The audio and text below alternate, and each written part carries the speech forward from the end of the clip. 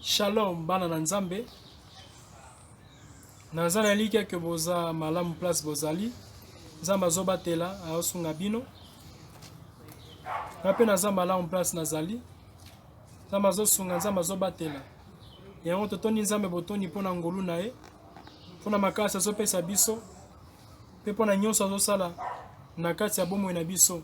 Oyo ezosunga biso tobika kino lelo. Toni pe nzambe botoni mpona mokolo ya sika azopesa biso. Mpona opportunité azopesa biso ya kokabola susu liloba na ye. Alors lelo na ye mpona kosala troisième partie ya série ya enseignement tobandi. Qualification na yo, disqualification na ngai. Qualification na ngai, disqualification na yo. Na yango tika ete tosungana, tika ete totambola elongo. Donc toso continue message wana, lelo na la troisième partie. Alors sans plus tarder, nyambo ete to banda tika ete to bondela.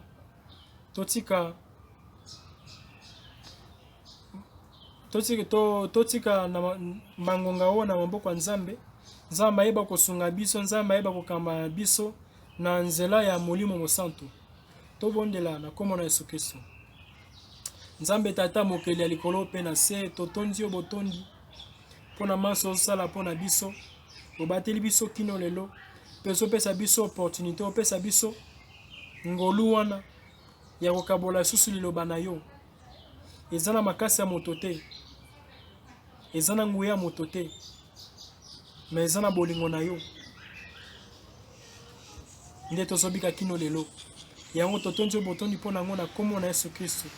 Pe tobondeli totiki ngonga o na kati na maboko na yo.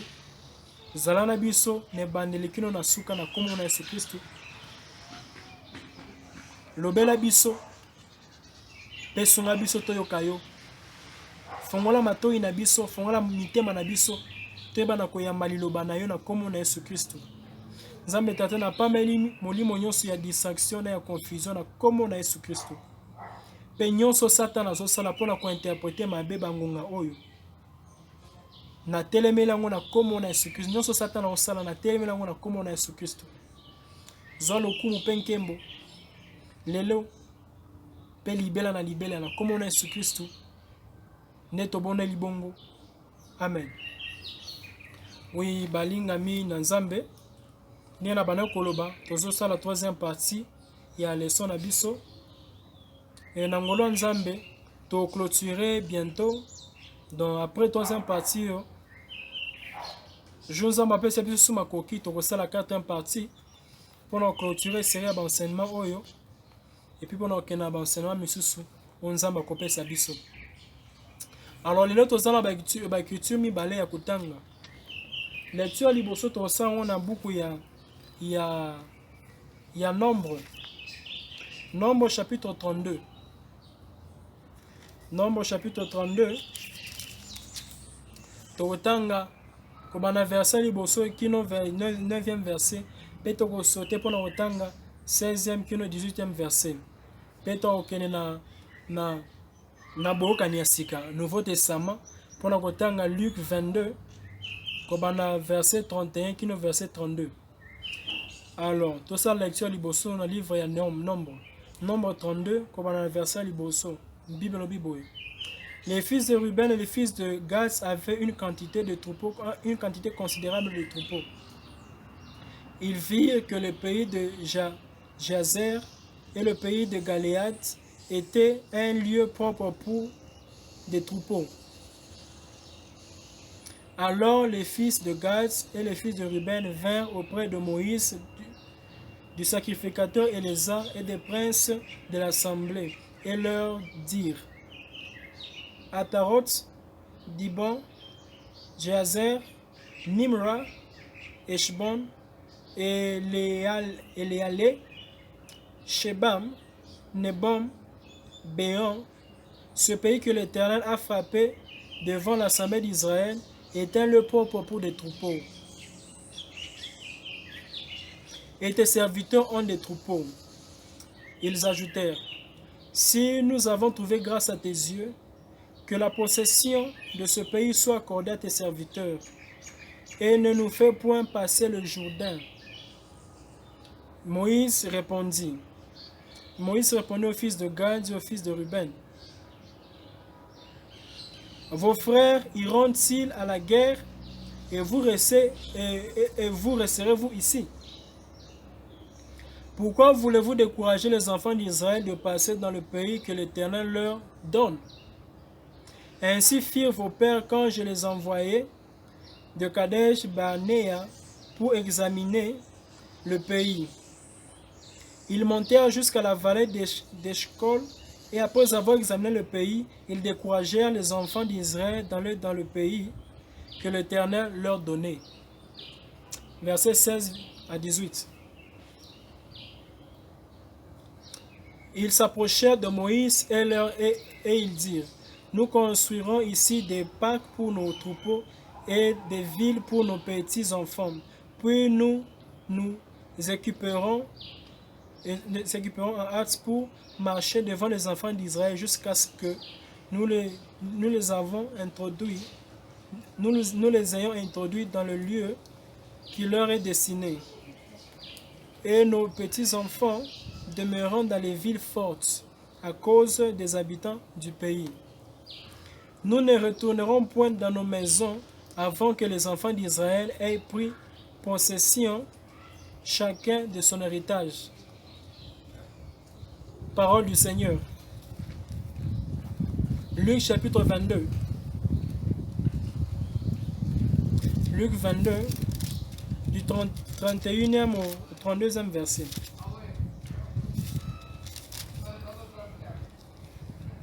La Bible dit ceci. Le Seigneur dit: Simon, Simon, Satan vous a réclamé pour vous cribler comme le froment. Mais j'ai prié pour toi, afin que ta foi ne défaille point. Et toi, veuillez m'excuser, Bolimbisi pour mon pépé.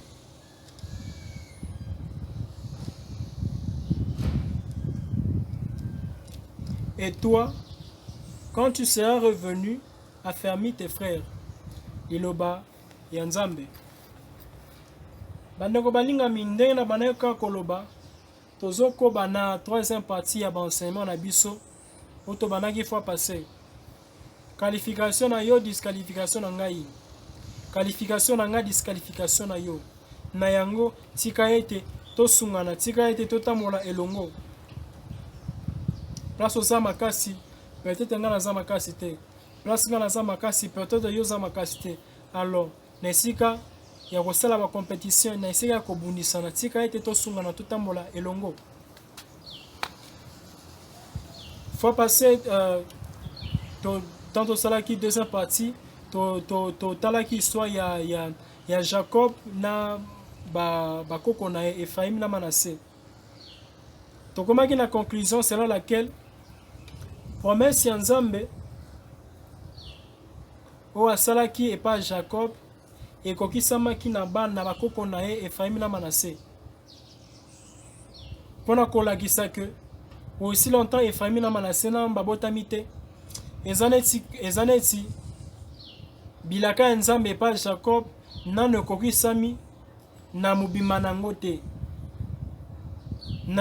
Dans sur base na yango ne tolobaki que bato nzambe che pembeni na biso, bato nzambe azotinda na vie na biso, d'une part bazoya mpona kokokisa bilaka ya Nzambe na bomoi na biso. Na yango il faut toyeba kotravailler na bango, il faut toyeba kosungana. Donc totika babitumba tozala nango, ba compétition négative tozala nango, esengeli ete totika ngo mpona na lolenge Nzambe akelaki biso de façon tosungana. Okoza na eloko nga naza nango te, nga nakoza na eloko yo oza nango te. Alors tobengami na kosungana. Donc c'est un peu ça. Nde totanga epe histoire ya Maria. Tango mwanza yaki koyebisa yeki akokoma na zemi mpe akobota mwana, ye mpona ye ezalaki mpona Marie ezalaki ka moko impossible. Eza eloko moko ekokaki kosalema te. Mpona ye lokola azalaki na mobali te, humainement parlant, ezala difficile mpona ye à concevoir. Alors mwanza ya Nzambe apesi exemple oyo ezalaki plus compliqué koleka exemple na ye. Et sur base exemple wana nde Marie apesamaki makasi akomaki na elika ke ye mpe akokaki donc kondima na ye epesamaki makasi, azwaki makasi ya kondima. Donc mwanzi apesaki exemple ya Elizabeth ye ko abalaka mais atiraka kozwa mwana te po azalaka ekomba. Mais siko tango akomaki na âge déjà ménopause, place normalement ezalaki impossible pour na mwasi akumba zemi. Nzambe asalaki miracle, Elizabeth akumbaki zemi. Alors mwanzi na Nzambe utilisaki exemple wana ya Elizabeth pour ko fortifier Marie, pour ko yebisa que soki kana yo eza impossible d'écouter Elizabeth ezalaki mapasi koleka yo. Mais Nzambe asali na ye, donc Nzambe akoki pe kosala na yo. Par là tu comprends que deux fois na vie soki tozala posa koyeba o Nzambe akoki kosala na biso. Totala nanu oyo azosala na bato misusu. Donc to utiliser ba témoignage ya bato misusu pona komipesa makasi. To utiliser ba exemple ya bato misusu pona ko se fortifier, pona ko ikampiko, pona ko likia que Nzambe alakaki biso akosala ngo pe kaka. Alors ce qu'il faut au total to se référer na ba vie bato misusu pona yete pona ko za makasi, pona ko za elikia. Par là, tu comprends que Nzambe kelaki biso pour travailler ensemble, tout travail elongo. Nzambe kelaki biso te pour na la compétition et zangatina. Alors bien aimé, c'est donc toujours continuer quand la même idée selon laquelle nous voulons tolingi qu'on se faire comprendre que tolingi to comment na niveau mon toujours comprendre pendant que Nzambe kelaki biso pour to sungana et non pour na kobundisana. Na lecture ya mboto sali le na livre ya nombre to bolimbisi te remarquer lo komoko bana Israël bana kotambola te bibiso sonza ba utilisaki Mose pona kozwa bana Israël ko longola bango na Egypte ti pona bango na mboka elaka. Siko na nzela il s'est fait que bana ya Gad na bana ya Ruben bakoma ki place mo boye ba sepela ki nesika wana. Nde siko ba bisi Moïse biso to moni to tika na biso awa to ke sumu sikate sunga biso to tika biso awa po to moni place za bien pona bibole na biso. Nde Moïse bisi bango eloni wana bolingo sala tozo tambola elongo po bino bomoni esika moko eza bien pona bino bozo se décider ya kotika bandeko na bino makie bango moko bomoni teke boko décourager bango pona nini bozo sala boye. Donc tobundi elongo ti awa bino lokwa bo sepe na esika o ne bo se décider ya ko abandonner bandeko na bino. Et puis après Moïse a conscientisé bango nde après na verset 16 na verset 18 nde to mona résolution ba ko zobabi que Moïse to tonga banda ku place bana na biso ba otikala pe biso to kene na bana to kende elongo na bana Israël. Tokende elongo na bana Israël, tokende elongo na bana Israël, tokende elongo na bana Israël, tokobunda elongo kino bango pe ba okota na mboka ya elaka na bango. Donc bien aimé, sur base de ça, tu comprends que eloko nsama zoningo ko faire comprendre biso lelo eza que attention que comme na esika na yo ya elaka avant batimisusu yeba ke banota mola yo mokote. Yeba que eza pe na baoyo ba participer ba pe basungi yo. Et puis des fois tokanisa que ceux qui muto asungi yo eza poza na mwebele non. Il y a des fois ba misusu basunga biso na oa muke baza nango. Alors il peut se faire que na kosunga basungi biso tokomi batu minene. Alors il faut s'efforcer ya kosunga bango pe. Donc nous devons, il faut essayer de tambola elongo, to sunga na moko na moko. Nde place Moïse a commis ça qui bana Israël, bana Ruben na bana Gad, à faire comprendre bango que il faut nini to tambola elongo. Bien que bozana o bana ko luka, mais bosuka wana te. Bien que bozana o bana koluka bosuka wana te. Bosunga pe bandeko na bino. Ndesiko ba yebisi Moïse OK olobi ya solo. En tout cas olobi ya solo. Tokene na bango pe tokozonga te aussi longtemps que nanu bakoti te na possession na bango. Donc bien aimé dans le Seigneur, nde o nzamba zangi na posa biso toye balelo. Il peut se faire que ndenge tozotambola elongo ngana koma liboso na bino to bino bokoma liboso na ngai. Alors oyo koma liboso muninga il faut kanisa pe baninga na ye. Donc c'est un peu ça. Donc ce n'est pas que toza elongo tokomi place moko boyo komi nde obakisi batu na bandeko na yo. Non, bongo te. Nzamba lingi bongo te. Nzamba lingi bongo te. Na lolenge nzamba kelaki biso de façon que tosungana moko na moko. Tosunga moko na moko. Na sepeli mingi na attitude de Moïse azalaki na Moïse ayebisi bango te. Bongo te. Boko décourager ba misusu. To banaki elongo. Pona ni eza que lokola bino bomoni o eza malamu pona bino nde bokomi bozana poso sikala awa. Oui, bien aimé dans le Seigneur, attitude non ezala mingi pe na ba église. Na sali na fréquenter ba église ebele na travailler na ba serviteur mingi ebele ya Nzambe. Alors na yebi o na zoloba. Biloko na sala maka mingi. Bozo travailler ensemble. Bozo tche ba énergie na bino, ba bazana ba mbongo ba tche ba mbongo na bango. Alors il se fait que tango ya komi place azaki na poso akoma. Akoma négliger batu misusu. Alors pour na batu nyonso bakomi pamba akomi ka donc eza kaka yende. Donc c'est comme si batu na mokili bayaka nde kotika ye.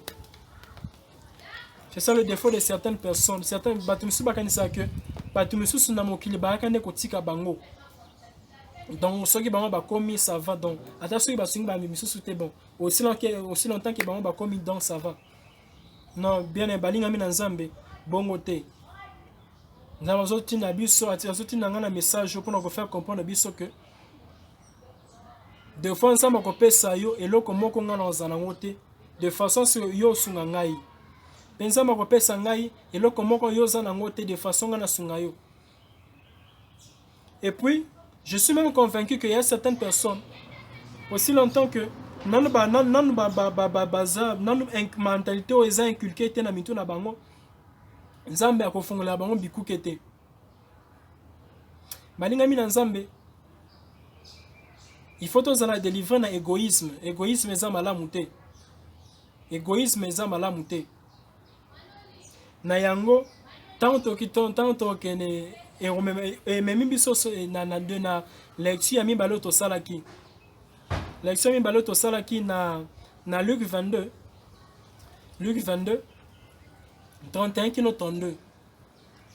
Na sepel na ove na version ezoloba. Na maloba o version ezopesa. Ezoloba boy. Yesu azobisa Simon. Diable a réclamé bino. Pour agriber bino lokola froment. Mais na boneli pona po kondima na yo ekwa isamate. Pe tango kozongela ngai, tango koma makasi po kozongeli ngai. Sunga pe fortifier pe ba nini bandeko na yo. Donc eza neti que Satan azalaki koluka bango nyonso abanobunisa ba yekoli nyonso ya Yesu. Mais Yesu abondela mpona Peter, mpona Pierre, pebi c'est que Pierre tango koma makasi kobosa na bandeko na yo te.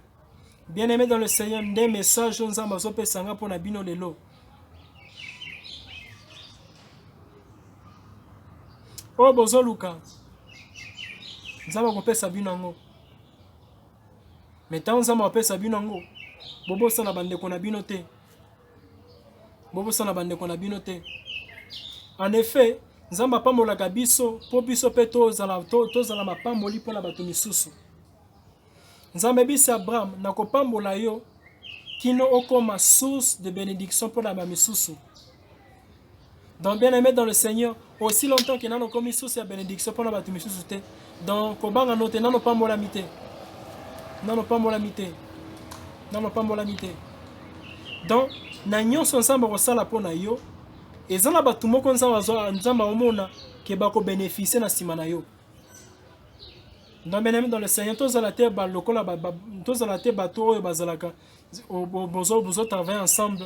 Mais tant au moni que yo koki ndo bwa kisi baninga te. Bien aimé dans le Seigneur, tous yeba kotambola elongo. Toyeba kotambola elongo. Et deux fois, nzambe yemo muta asalaka ba manœuvre wana. A qualifier unga quelque part et puis à disqualifier place ango. Ou bien à qualifier place ango et puis à disqualifier nga poyo sungangai. Dans des messages nazanango nzamba zo pesanga pona bino lelo. Bien aimé dans le Seigneur, balinga mina nkolo qualification na yo et cause qualification na yo disqualification na ngai. Qualification na nga disqualification na yo. Na yango tika ete to tambola elongo tika ete to sungana. Na esika ko sala ba compétition. Ezana biloko o ata soki na sambeli ndenge nini nzamba kotikala kopesa nga yango te. Ezana biloko mosusu ata soki sambeli ndenge nini nzamba kotikala kopesa yango te. Mais akopesa ngo na bato baza nzinga na yo pona kotangisa pona yo o comprendre qu'il faut travailler elongo. Eza pe na biloko nga na zana posa nango o nzamba cha akuchango na pa na bino pona bosunga ngai. Donc il faut totika compétition na. Ata Afrique ezonyo kama pona compétition pona manque ya kosungana. Ke par exemple na Europe ukoza visa moko po sécuriser ba pays belé. Mais en Afrique tozomi na biso moko et en même temps toza bato ebele les mêmes personnes tocela kanzame makelele tous les jours na ba église. Ezana bao basambela kata 7 jours sur 7. Mais sotali ba vie na bango ba égoïste basunga batu te. Ba ki pa na batu temps bazana bosenga eloko. Temps bazango babosani. Mais ezala bongo te na biso. Des messages nzamba zoti nanga na pesa bino ya na mokolo lelo. Et je pense que pour la troisième partie to suki wana nzambe apambola bino. Na osala prière mosu ya mokuse pona ko suki saba instant oyo to bondeli. Nzambe tata mokeli ya likolo pe na se totondi botondi pona mokolo lelo. Totondi botondi pona message oyo. To sengete osunga biso molimo santo sunga biso. Toyeba koyamba maloba oyo pe toyeba kochana na misala na komo na Yesu Kristo. Neto boneli bongo. Amen. Balinga mina nzambe ndenge na lobaka toujours soki bozana pose bozana ba question to bozana posa kozwa ba clarification. Pour contacter biso utilisant ba détails zo apparaître na ba écran na bino. Pe so bozana posa kosunga biso bomoni ke bokoki kosunga biso. Bo contacter biso ba contribution na bino e kosunga biso makasi. E kosunga biso to perfectionner pe musala pe to kene liboso.